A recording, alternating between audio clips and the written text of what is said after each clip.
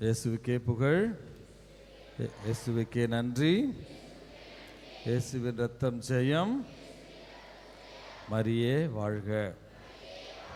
இயேசுவில் பிரியமானவர்களே, தாயாம் திரு அவை இன்றைக்கு கொண்டாடுகிற நினைவு கூறுகிற புனிதர்கள் இரட்டையர்கள், ட்வின்ஸ்.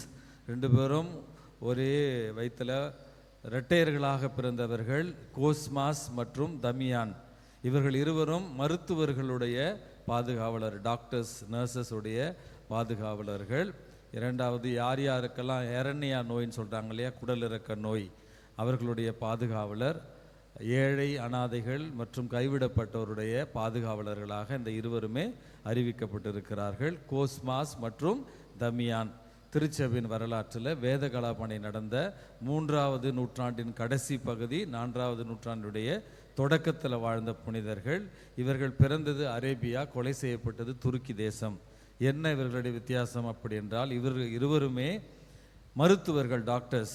இவர்கள் வாழ்ந்த பகுதியில் இலவசமாக மருத்துவம் செய்து மிகவும் பிரபலமாக இருந்து, அதே நேரத்தில் விசுவாசத்தையும் மக்களுக்கு கொடுத்த அழகான இரட்டை பிறவிகள் இந்த இரண்டு பேருமே. இவர்களுடைய புகழ் அல்லது இவர்களுடைய பெயர் அந்த பகுதி முழுவதும் மிக பிரபலமாக இருந்த ஒரு காரணத்தினால், அப்பொழுது ரோமை ஆட்சி செய்த டயக்லீஷன் என்று சொல்லப்படுகிற ஒரு கொடுங்கோலன் தொடக்கத்தில் கத்தோலிக்க கிறிஸ்தவர்களை அல்லது கிறிஸ்தவர்களை அனுமதிக்கிறான். பிறகு ரோம் நகரில் ஒரு அரச மாளிகை திடீரென்று தீப்பிடித்து எரிந்து விடுகிறது. அந்த பொறுப்பை கிறிஸ்தவர்கள் மேல் பழியை போட்டு, கிறிஸ்தவர்களால் தான் இந்த அரண்மனை எரிந்தது என்று ஒரு பொய்யான காரணம் சொல்லி கிறிஸ்தவர்களை கொன்றொழிக்க ஆரம்பிக்கிறான். அந்த ஒரு நேரத்தில் இவர்கள் இருவரும் ரொம்ப பிரபலமான இறை வார்த்தை அறிவிக்கிறவர்கள், அதே நேரத்தில் மருத்துவ பணிகள் செய்கிறவர்கள், இலவசமாக செய்கிறவர்கள் என்று கேள்விப்பட்டு இவர்கள் இருவரையும் அழைத்து, இயேசுவை நீங்கள் மறுதலித்து ரோமை கடவுளுக்கும் எனக்கும் ஆராதனை செய்தால் உங்கள் இருவரையும் நான் விட்டு விடுகிறேன், உங்கள் சொத்துக்களை பறிமுதல் செய்ய மாட்டேன் என்று மிரட்டுகிறான். இருவருமே கடைசி வரையில் எங்களுக்கு ஆராதனையும் வழிபாடும் கடவுளாகிய இயேசு கிறிஸ்துவுக்கு மட்டுமே, வேறு யாருக்கும் நாங்கள் பணி செய்ய மாட்டோம், வணங்க மாட்டோம் என்று உறுதியோடு நின்றதால் இவர்கள் இருவருடைய தலையை வெட்டி கொலை செய்தான் அப்படி என்று வரலாற்றில் நம்ம வாசிக்கிறோம்.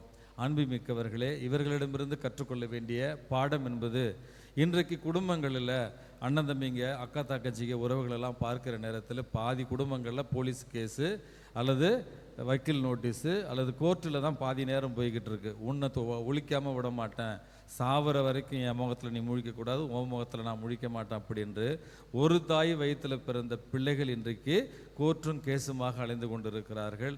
பிறந்த பிள்ளைகளிடையே ஒற்றுமை கிடையாது. அந்த ஒற்றுமைக்காக நம்ம முதல் கருத்தாக ஜெபிக்க உங்களை அன்போடு அழைக்கின்றேன். இரண்டாவது, அன்புமிக்கவர்களே, இந்த கோஸ்மாஸ் மற்றும் தமியான் இறைவன் அவர்களுக்கு கொடுத்த அந்த ஞானத்தையும் வல்லமையும் இறைவனுடைய அதிமிக மகிமைக்காகவும் திருச்சபையை கட்டி எழுப்புவதற்காகவும் இயேசுவை அறிவிப்பதற்காக மட்டுமே பயன்படுத்தினார்கள். தங்களுடைய சுய லாபத்திற்காகவும் தங்களுடைய பெருமைக்காகவும் அவர்கள் இறைவன் கொடுத்த திறமையை பயன்படுத்தவில்லை. நம்முடைய அன்றாட வாழ்க்கையில் நீங்கள் யாராக இருந்தாலும் பரவாயில்ல, ஏழையாக இருந்தாலும் பரவாயில்ல, அல்லது வசதியானவராக இருந்தாலும் பரவாயில்ல, படித்தவராக இருந்தாலும் பரவாயில்லை, படிக்காதவராக இருந்தாலும் பரவாயில்லை, பிரபலமானவராக இருந்தாலும் பரவாயில்லை, பிரபலமே இல்லாதவராக இருந்தாலும் பரவாயில்லை, இறைவன் இந்த வாழ்க்கையை உங்களுக்கும் எனக்கும் பரிசாக கொடுத்திருக்கிறார். இந்த வாழ்க்கையில் நம்முடைய அழைத்தலுக்கு ஏற்ற துறவரம், குருத்துவம், குடும்பம் மற்றும் கணவன், மனைவி, பிள்ளைகள், இந்த அழைத்தலுக்கு ஏற்ற இறைவனுக்கு முழு பணியை செய்திட இறைவன் அழைப்பு விடுக்கிறார். ஒரு கோயில் கட்டுற பணியில் 2 பேர் வேலை செஞ்சிட்டு இருக்காங்க. அந்த 2 பேர்கிட்ட ஒருத்தர் போய் என்ன நீங்கள் செய்கிறீங்கன்னு ஒருத்தர்கிட்ட கேட்கும் பொழுது, பார்த்தா தெரியல, கல் தூக்கி போட்டுட்ருக்கேன் அப்படின்னு வேண்டா வெறுப்போட, ஒரு மாதிரி வெறுப்போட அந்த பதிலை சொல்லுகிறார்.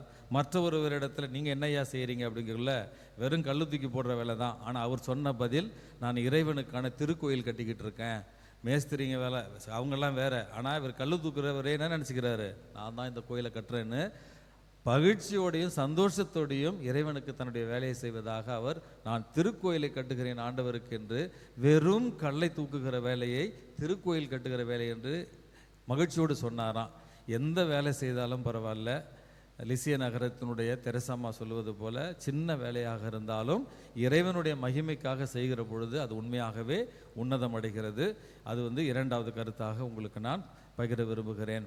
மூன்றாவது, இன்றைக்கு நற்செய்தி வாசகத்தில் ஏரோது குறுநில மன்னன் இயேசுவை காண வாய்ப்பு தேடிக்கொண்டிருந்தான் அப்படி என்று வாசிக்கிறோம்.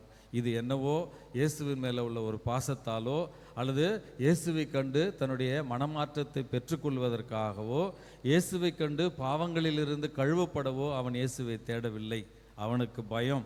எங்கடா திருமுழுக்கு யோவானை கொஞ்ச நாளுக்கு முன்னால் தானே தலை வெட்டி கொன்றோம், புதுதாக வந்திருக்கிறாரே, இவர் இறைவாக்கினராக இருப்பாரோ அல்லது திருமுழுக்கு யோவானோ உயிர்த்தெழுந்து வந்திருப்பாரோ, நம்ம பதவிக்கு ஆப்பு வைத்து விடுவாரோ என்கிற அச்சத்திலும் குழப்பத்திலும் அவன் இயேசுவை காண வாய்ப்பு தேடினான். அன்புமிக்கவர்களே, கடைசியான கேள்வி, நீங்களும் நானும் இயேசுவை தேட முயற்சி செய்கிறோமா?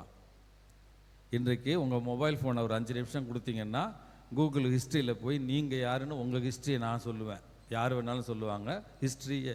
அதாவது நீங்கள் இந்த மொபைலில் என்னென்ன தேடி இருக்கீங்க, என்னென்ன பார்த்துருக்கீங்க அப்படிங்கிறத கூகுள் நிறுவனம் ஹிஸ்ட்ரி போட்டு சொல்லுவோம் நீங்கள் எந்த மாதிரியான ஆள் அப்படின்று.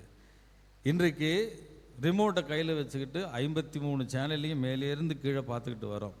எதை தேடுகிறோம்? யாரை தேடுகிறோம்? நம்முடைய மாலை நேரங்கள் யாருக்காக ஒப்படைக்கப்பட்டிருக்கின்றன? உண்மையாகவே இயேசுவை நாம் தேடுகிறோமா என்கிற அடிப்படையான ஒரு கேள்வி. பூசைக்கு வரலாம், இறை விவிலியத்தை வாசிக்கலாம், ஆனால் அதில் யாரை தேடுகிறோம், எதை தேடுகிறோம் என்கிற அடிப்படையான கேள்வி நமக்கு இன்றைக்கு கேட்கப்பட வேண்டும். அன்புமிக்கவர்களே, திருப்பலியில் இயேசு கிறிஸ்து இந்த சாதாரண அப்பத்தின் ரசத்தின் வாயிலாக உண்மையாகவே பலியிடப்படுகிறார். ஒவ்வொரு முறையும் குருவானவர் கிறிஸ்துவின் திரு உடல் என்று சொல்லுகிற நேரத்தில் இயேசுவினுடைய திரு உடல் உங்களுக்கும் எனக்கும் பகிரப்படுகிறது. அதில் இயேசுவை உணர்ந்து கொள்கிறோமா? திருப்பலியில் இயேசுவை காண நம்ம ஆவலாக இருக்கிறோமா? திரு விவிலியத்தை வாசிப்பதில் ஆர்வமாக இருக்கிறோமா என்கிற கேள்விகளுக்கு விடையளிக்கும் வண்ணமாக இயேசுவினுடைய திருமுக தரிசனத்திற்காகவும் இயேசுவினுடைய திரு வார்த்தைகளுக்காகவும் ஆர்வத்தோடு காத்திருக்க இன்றைக்கு இந்த திருப்பலியில் ஜெபிப்போம். ஆமேன்.